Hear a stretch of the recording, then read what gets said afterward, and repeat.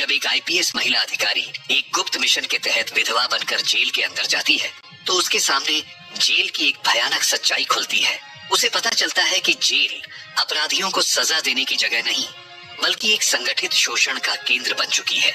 वहाँ का जेलर विक्रम सिंह राजपूत रात के अंधेरे में महिला कैदियों को अपने कमरे में बुलाता है और उनका शारीरिक शोषण करता है।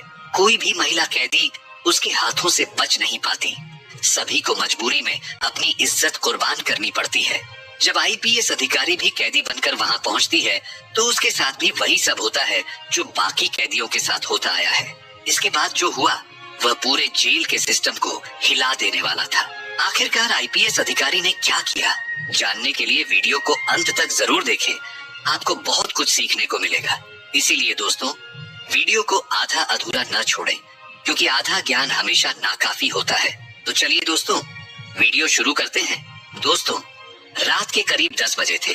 जयपुर की खामोशी उस वक्त और गहरी हो गई थी जब शहर की एक शानदार सरकारी कोठी के अंदर आईपीएस अधिकारी रंजना वर्मा देर रात तक अपनी टेबल पर झुकी बैठी थी।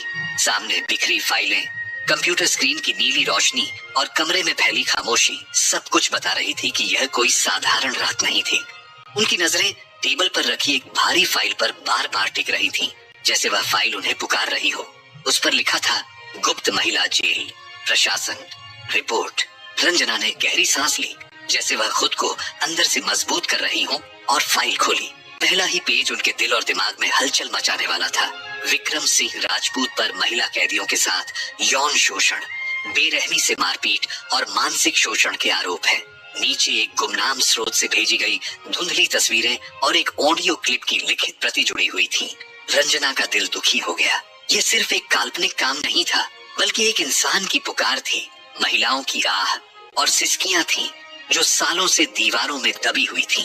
सरकारी जांच में समय लगेगा, उन्होंने खुद से कहा, लेकिन इन महिलाओं की आहें अब और इंतजार नहीं कर सकती। उसी रात रंजना ने एक साहसी फैसला किया। वह खुद जेल के अंदर जाएंगी, लेकिन अपनी असली पहचान के साथ नहीं। वह बनेंगी सारंगा पांडे, एक 35 साल की विधवा जिस पर अपने शराबी पति के कत्ल का झूठा इल्जाम है। जेल में प्रवेश की अनुमति के लिए सभी जरूरी दस्तावेज और मेडिकल रिपोर्ट सब कुछ असली दिखाया गया। इस मिशन की जानकारी सिर्फ 4 अधिकारियों तक सीमित रखी गई। 3 दिन बाद एक पुलिस गाड़ी अमरपुर महिला जेल के भारी दरवाजे के अंदर दाखिल हुई। गाड़ी से उतरी एक मुरझाई हुई सी महिला, बिल्कुल साधारण सी, बिखरे बाल, आंखों में थकान और कलाई में टूटी हुई चूड़ियां। वह और कोई नहीं, आईपीएस अधिकारी रंजना वर्मा ही थी, जो अब सारंगा पांडे के रूप में जेल के अंदर थी। जेल की पहली रात ही उनकी आत्मा टूट गई। कोठरी में सीलन थी, रात का खाना सड़ी हुई दाल और सूखी रोटी था, और ऊपर से गालियों की बौछार करने वाली महिला पहरेदार की आवाजें। हर कोठरी एक दुख भरी कहानी सुना रही थी, मगर रंजना ने हर कष्ट को झेला। ये कोई साधारण मिशन नहीं था, यह एक जंग थी, एक महिला बनकर दूसरी महिलाओं की आवाज बनने की। अगले दिन एक महिला धीरे से पास आकर बैठ गई। बहन, अभी आई हो क्या? ज्यादा मत बोलो, विक्रम की नजर पड़ गई तो खत्म हो जाओगी। वह थी मीनाक्षी राव, जिसे बिना किसी सुनवाई के 4 साल से जेल में बंद रखा गया था। क्यों? रंजना ने मासूमियत से पूछा। मीनाक्षी की आंखें भर आईं। रात में बुलाता है, जो मना करे उसे मारता है, खाना बंद कर देता है या कुछ मिला देता है। रंजना का दिल फटने को हुआ, लेकिन चेहरा शांत बनाए रखा। वह जान चुकी थी ये लड़ाई आसान नहीं, लेकिन अब वह पीछे नहीं हटने वाली थी। उन्होंने कोठरी की दीवार में एक छोटा कैमरा छिपाया था, जो हर हरकत रिकॉर्ड कर रहा था। उनकी असली वर्दी और मोबाइल बाहर ड्राइवर संजीव कुमार के पास थे। तीसरी रात विक्रम सिंह राजपूत सामने आया। लंबा भारी शरीर, आंखों में भयानक हवस और चेहरे पर सत्ता का जंगली घमंड। नहीं हो? उसने मुस्कुराते हुए पूछा। रंजना ने सिर झुका लिया। सारंगा, बस इतना ही कहा। उसने रंजना की ठुड्डी पकड़कर चेहरा ऊपर किया। अच्छा है, नई हवा आएगी इस जेल में। रंजना का शरीर कांप उठा, लेकिन उनकी आंखों के पीछे एक ठंडी आग जल रही थी। उन्होंने कैमरे की रिकॉर्डिंग चेक की, सब सही चल रहा था, लेकिन उन्हें नींद नहीं आई। कोठरी की दरारों से आती सिसकियां उनकी आत्मा को बेचैन कर रही थी। उन्होंने खुद से वादा किया, अब कोई इस तरह दबेगा नहीं। अंत शुरू हो चुका है। चौथे दिन देर रात 2 पहरेदार आए। 110 नंबर, बाहर चलो, साहब ने बुलाया है। 110 नंबर यानी सारंगा। रंजना को जेल के उस हिस्से में ले जाया गया जिसे खास बैरक कहते थे, जहां आम कैदी नहीं जा सकते। विक्रम सिंह का आलीशान ऑफिस, दीवारों पर तस्वीरें, शराब की बोतलें और एक कोने में महंगे सोफे। आओ नई रानी, विक्रम ने कुर्सी पर बैठे बैठे कहा। अब तेरा नाम वही होगा जो मैं चाहूँ। रंजना की नजरें झुकी रहीं, लेकिन उनकी चूड़ी में छिपा कैमरा सब कुछ रिकॉर्ड कर रहा था। जब विक्रम ने उनका पल्लू खींचना चाहा, रंजना ने घबराकर खुद को पीछे खींच लिया। डरती हो? उसने हंसकर पूछा। जी, रंजना ने कांपती आवाज में कहा। यहाँ डरने की नहीं, आदत डालने की जरूरत है, विक्रम बोला और बेल दबाई। एक महिला पहरेदार आई। इसे वापस बैरक में रखो, मेरी नजर के नीचे। नई कोठरी थोड़ी साफ थी, लेकिन वहाँ की दीवारें भी निगरानी में थीं। रात के 2 बजे दरवाजा फिर खुला। मीनाक्षी चुपचाप अंदर आई। सारंगा बहन, यहाँ संभल कर रहो, वह कभी भी आ सकता है। कई औरतें यहीं से टूट चुकी हैं। रंजना की आंखें भर आईं, लेकिन आवाज में दृढ़ता थी। अब तुम्हारी आवाज सिर्फ दीवारों से नहीं टकराएगी मीनाक्षी, मैं वादा करती हूँ। अगली 2 रातें रोंगटे खड़े कर देने वाली थीं। विक्रम सिंह ने मीठी बातों से लेकर धमकी तक सब कुछ आजमाया। कभी वह उनके पास बैठा, कभी हाथ पकड़ने की कोशिश की, कभी खाने के बहाने बुलाया, लेकिन रंजना हर बार डरने का ड्रामा करती रही और अंदर ही अंदर सब रिकॉर्ड करती रही। हर आंसू, हर कांपती आवाज उनके मिशन का हिस्सा बन चुकी थी। जेल के बाहर पिछले 4 दिनों से एक वकील के भेष में एक शख्स हर रोज दिख रहा था। ड्राइवर संजीव कुमार। उनकी आंखें लगातार जेल की दीवारों को घूरती थीं और उनके हाथ में छोटा सा कैमरा हर गतिविधि रिकॉर्ड कर रहा था। वह हर फुटेज को सुरक्षित करता, जेल के कर्मचारियों की हरकतों पर नजर रखता और साथ ही मीडिया और वरिष्ठ अधिकारियों से लगातार संपर्क में था।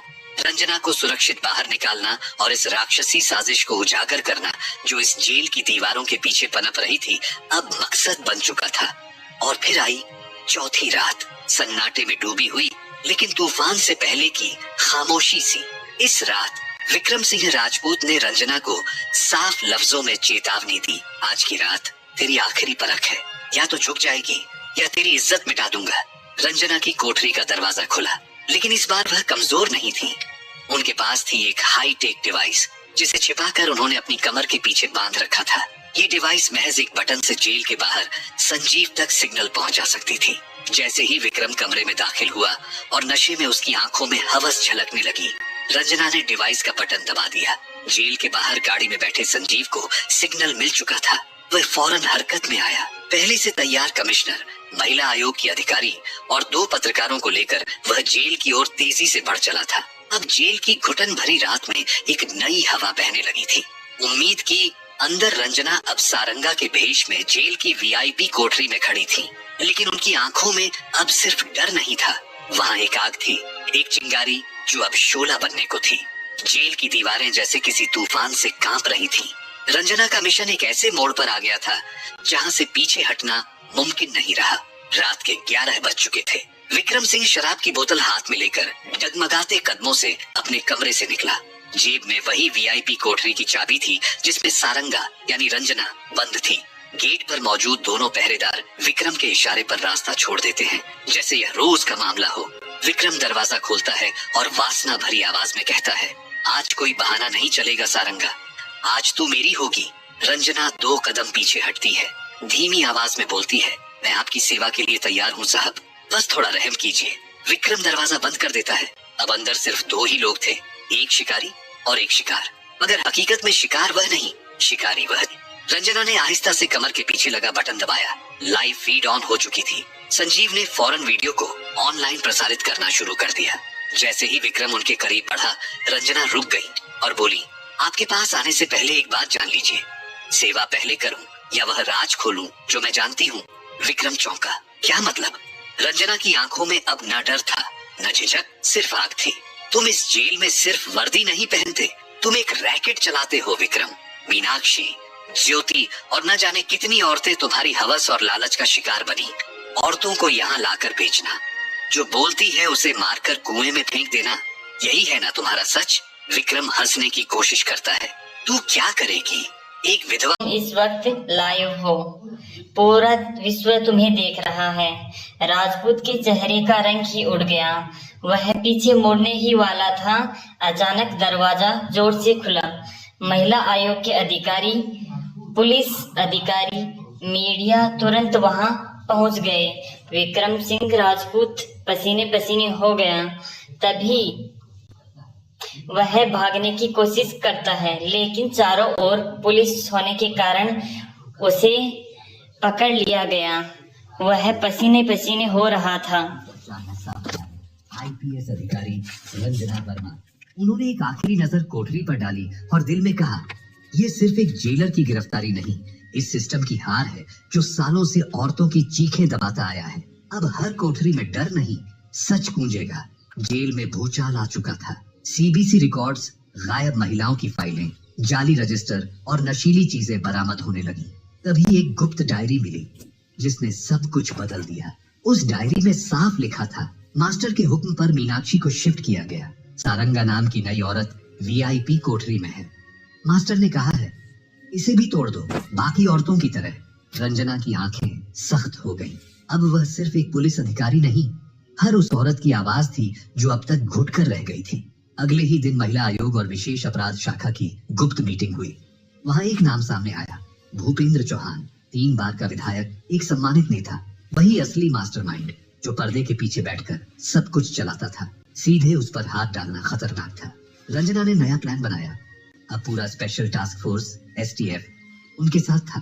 तभी उन्हें एक फोन कॉल आती है। दूसरी तरफ एक कांपती आवाज, मैडम, मेरा नाम ज्योति है, मैं उसी रैकेट की शिकार हूँ। मुझे पता है मास्टर यानी भूपेंद्र चौहान कहाँ है, लेकिन मेरी जान खतरे में है। रंजना फौरन भेष बदलकर बिना सरकारी गाड़ियों के ज्योति से मिलने निकली। ज्योति उन्हें राजगढ़ फार्म हाउस पर ले गई, जो बाहर से साधारण दिखता था मगर अंदर जुल्म का किला था।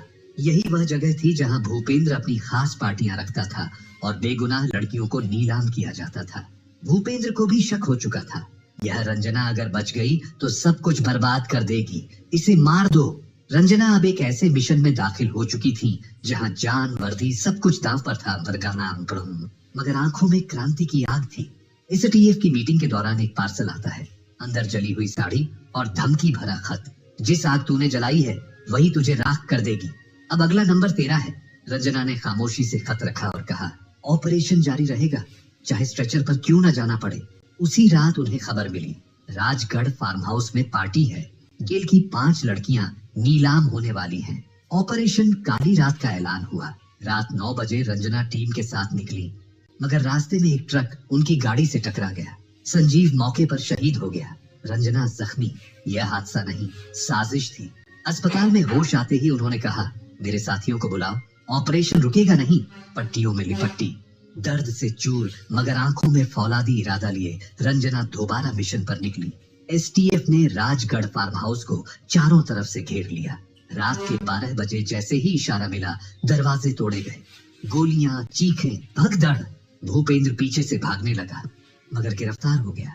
5 लड़कियां बचा ली गईं, जिनमें मीनाक्षी भी थी, जिसे मृत घोषित किया गया था। अजमेर की अदालत में रंजना ने कहा, भूपेंद्र जैसे दरिंदों को हमने नेता बना दिया, यही हमारी सबसे बड़ी भूल थी। उन्होंने जेलों को शोषण गृह बना दिया। मैं न्यायालय से विनती करती हूँ कि उन्हें सिर्फ कानून से नहीं, इंसानियत से सजा दी जाए। सभी सबूतों और गवाहों के आधार पर भूपेंद्र को उम्र कैद की सजा सुनाई गई। गृह मंत्रालय ने रंजना को शौर्य पदक से नवाजा, मगर वह किसी स्टेज पर न गई। सीधा पुनर्वास कैंप पहुंची, जहां ज्योति, मीनाक्षी और बाकी लड़कियां थीं। उन्होंने रंजना को गले लगा लिया। मैम, आपने हमें इंसान होने का एहसास दिलाया। रंजना की आंखों में आंसू आ गए। अब तुम सिर्फ बची हुई जिंदगी नहीं, नई जिंदगी जियोगी। कुछ महीनों बाद उन्हें राष्ट्रीय महिला सुरक्षा आयोग का अधीक्षक बनने की पेशकश मिली, मगर उन्होंने इनकार कर दिया। मेरा मैदान वही है जहां जुल्म है, जहां इंसाफ की जरूरत है। एक रिपोर्टर ने आखिरी सवाल किया, मैम, आपको डर नहीं लगता इतने ताकतवर दुश्मनों से? रंजना मुस्कुराई। जब एक औरत विधवा होकर जेल जा सकती है तो कोई भी औरत